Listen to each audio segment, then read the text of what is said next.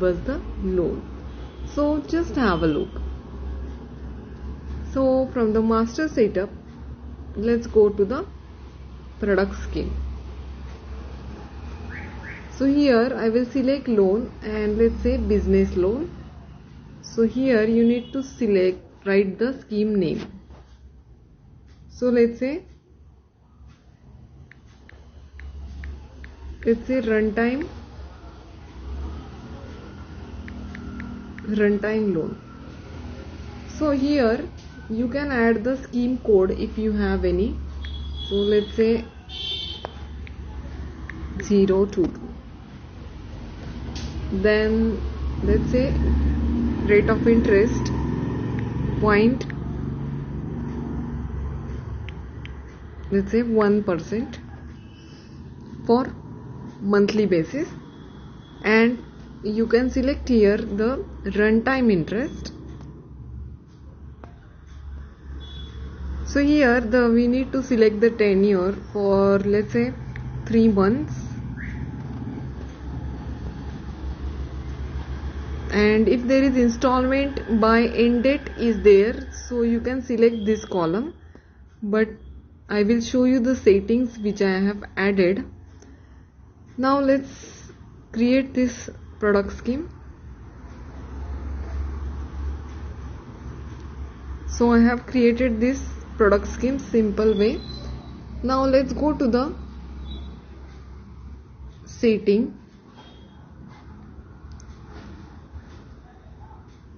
So here I have added first lock period month 0. So I will show you the runtime interest. You need to select here runtime calculation, and so here first lock period in month. So here I have kept value 0 because I want to start daily interest calculation with the 0, means not after 1 day or after 2 days. So I have added 0. Now I want to add the calculation runtime interest by end date. So this default value is 0. If value is no, runtime interest will be calculated on daily basis. So I want to keep this no, and I will just add here. Now I have added 2 settings here, first lock period 0 and the calculation of runtime by end date. Now let's search one customer.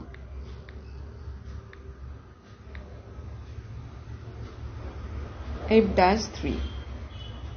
So here I will click to the loan,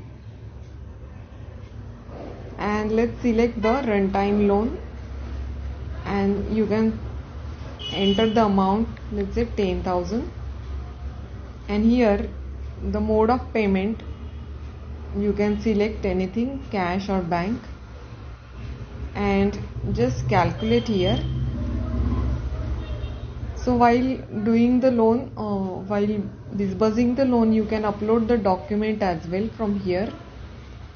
So I will just, you can see here the installment amount is 3433 and 1% interest is like 300, but this is runtime interest. So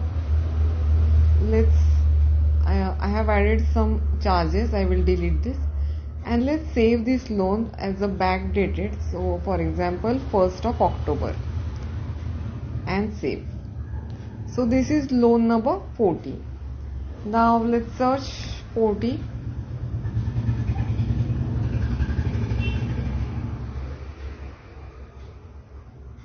So here you can see this loan is given as a runtime interest, runtime calculation, and if you see the installment tracker, so 10,000 is the installment tracker, and till now you can see the interest is calculated 177.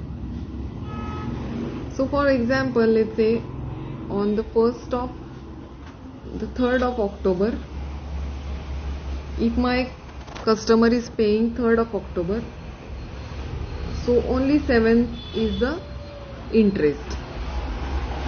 So for example, let's say receive 500 from here, on the 3rd of October. Just receive 500. So here you can select the cash or bank and just click to the receive.